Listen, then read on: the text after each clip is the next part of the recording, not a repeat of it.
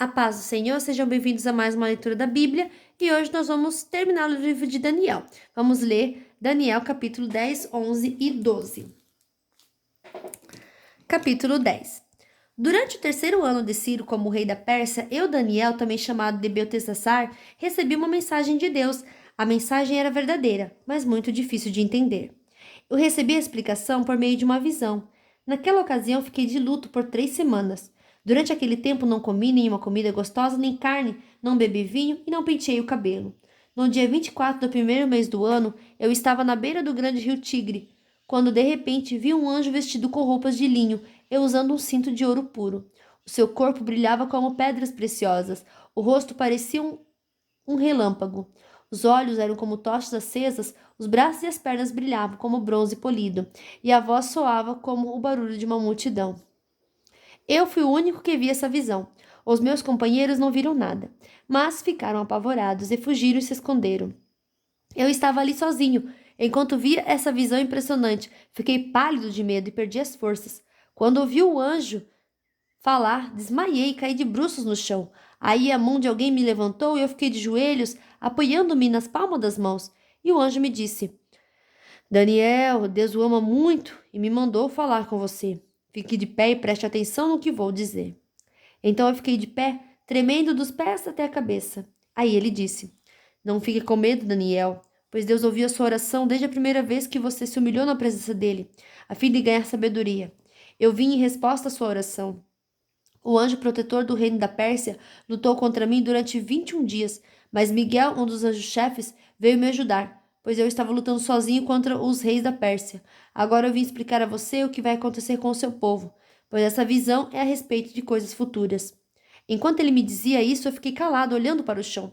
De repente, vi um ser parecido como um homem, tocou nos meus lábios. Aí comecei a falar, e disse ao anjo que estava na minha frente: Meu senhor, essa visão me deixou aflito. Estou me sentindo fraco. Como é que eu, seu criado, posso falar com o senhor? Estou completamente sem forças e quase não posso respirar. Então ele me tocou de novo e com isso senti as minhas forças voltarem. Ele disse: Deus o ama, portanto não fique com medo. Que a paz de Deus esteja com você. Anime-se, tenha coragem. Então eu me senti bem mais forte e respondi: Fale, pois o Senhor me deu novas forças. Ele disse: Sabe por que eu vim falar com você? Foi para dizer-lhe que está escrito no livro da verdade. Mas agora eu preciso ir lutar contra o anjo protetor da Pérsia. Quando a luta acabar, virá um anjo protetor da Grécia. Mas na minha luta contra eles não há ninguém para me ajudar, a não ser Miguel, o anjo protetor de Israel.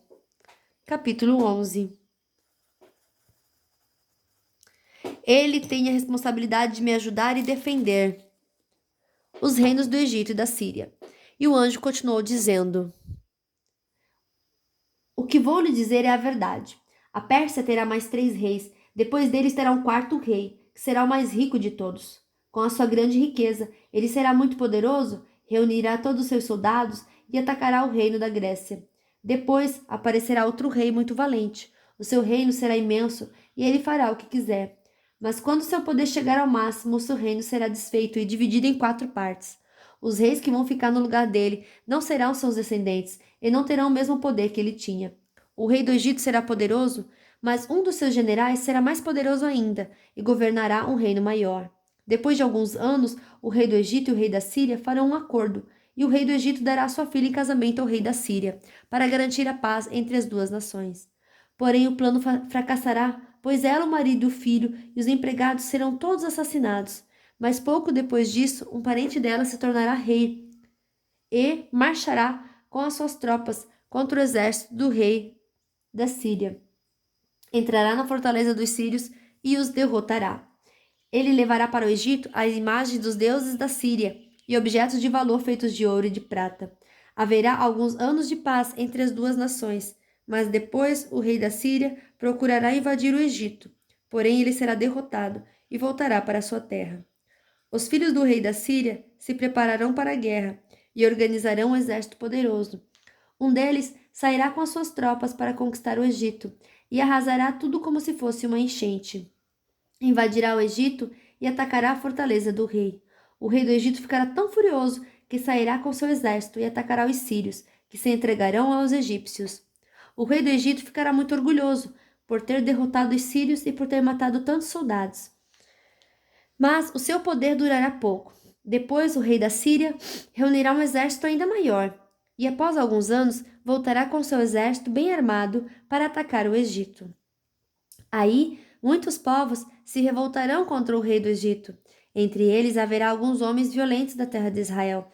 Eles se revoltarão, obedecendo a uma visão que tiveram, mas serão derrotados. O rei da Síria virá com seu exército, construirá rampas de ataque em volta de uma cidade protegida por muralhas e a conquistará. Nem mesmo os melhores soldados do exército egípcio poderão impedir o avanço das tropas sírias. O inimigo fará tudo o que quiser com os soldados egípcios e não haverá ninguém que resista. Ele invadirá a terra prometida e a conquistará completamente. Então, o rei da Síria porá todo o seu exército em pé de guerra para lutar contra o Egito, a fim de derrotar o inimigo. Ele fará um acordo com o rei do Egito e lhe oferecerá a filha em casamento, mas não será bem sucedido. Aí ele atacará as cidades do litoral do mar Mediterrâneo e conquistará muitas delas. Mas um chefe militar estrangeiro acabará com seu orgulho e o deixará envergonhado. O rei da Síria voltará para atacar as fortalezas do seu próprio país, mas fracassará e será morto, e nunca mais se ouvirá falar dele. Em lugar dele, reinará outro rei, que mandará um oficial para cobrar impostos, a fim de enriquecer o seu reino. Logo depois, esse rei será morto, mas isso não acontecerá no campo de batalha. O seguinte rei da Síria será um homem muito mau, que não terá direito de ser rei, mas ele disfarçará suas más intenções e com intrigas conquistará o poder. Ele derrotará todos os exércitos inimigos e matará o grande sacerdote. Enganará os que fizeram acordos com ele, e mesmo com um pequeno exército, ele se tornará cada vez mais poderoso. Atacará de surpresa as províncias mais ricas do país e nelas fará coisas terríveis que os seus antepassados nunca fizeram. Repartirá com seus soldados as riquezas, os bens e os objetos de valor que caírem nas suas mãos. E por um pouco de tempo ele fará planos para atacar as fortalezas do país. Confiando no seu poder e na sua coragem, ele marchará com seu grande exército contra o rei do Egito. Ele sairá para a batalha com um exército grande e poderoso, mas não vencerá, pois será traído pelos seus próprios conselheiros que o levarão à desgraça. O seu exército será derrotado e muitos dos seus soldados serão mortos. Então, os dois reis terão um encontro e dirão mentiras, cada um procurando prejudicar o outro. Mas nenhum dos dois levará vantagem, pois ainda não terá chegado o tempo certo. Depois, o rei da Síria voltará para o seu país, levando todas as riquezas que tiver conseguido na guerra. Planejará acabar com a religião do povo de Israel e fará contra eles o que quiser. Depois voltará para o seu país. Quando chegar o tempo certo, ele marchará de novo com seus soldados contra o Egito. Mas desta vez não vencerá, como venceu na primeira vez. Soldados virão do oeste em navios e o atacarão. Desesperado, ele desistirá da luta e, cheio de fúria, atacará novamente o povo de Israel, fazendo com eles o que quiser. Desta vez, ele seguirá o conselho dos judeus que abandonaram a sua religião. Os seus soldados profanarão o templo, acabarão com os sacrifícios diários e colocarão no templo o grande terror. Por meio de bajulação, o rei ganhará o apoio dos judeus que abandonaram a sua religião, mas aqueles que amam a Deus ficarão firmes e combaterão o rei. Mestres sábios aconselharão o povo, mas por algum tempo serão mortos à espada ou no fogo, ou serão mandados para fora do país como prisioneiros, ou perderão todos os seus bens. Durante esse tempo da perseguição, o povo de Deus receberá a ajuda de alguns, mas muitos os ajudarão só por interesse próprio. Alguns dos mestres sábios serão mortos, mas isso será um meio de purificar e aperfeiçoar o povo de Deus. Isso continuará até chegar o fim no tempo marcado por Deus. O rei da Assíria fará o que quiser. Ele será tão vaidoso que pensará que está acima de todos os deuses e dirá coisas terríveis contra o Deus dos deuses. Ele fará tudo isso até que Deus o castigue, pois Deus o castigará, de acordo com o que já decidiu. Esse rei não adorará os deuses que os seus antepassados adoravam, nem os deuses que as mulheres preferem, nem qualquer outro deus, pois ele acreditará que está acima de todos os deuses, mas ele adorará o Deus protetor das fortalezas. A esse Deus que os seus antepassados não conheciam, esse rei oferecerá prata, ouro, pedras preciosas e outros objetos de valor. Com a ajuda de pessoas que adoram um Deus estrangeiro, ele defenderá suas fortalezas, e todos os que o aceitarem como rei receberão honrarias, posições de autoridade e terras. Quando chegar o momento final, o rei do Egito atacará o rei da Síria, e este sairá ao seu encontro com todas as suas forças armadas, isso é, carros de guerra, cavalaria e muitos navios. Como as águas de uma enchente, seus soldados invadirão o Egito. Ele invadirá também a terra prometida e matará milhares e milhares de pessoas. Mas escaparão os povos de Edom e de Moabe, e a maior parte do povo de Amon. O seu exército ocupará muitos países, nem mesmo o Egito escapará. Levará do Egito os tesouros de ouro e de prata e outros objetos de valor, e conquistará também a Líbia e a Etiópia.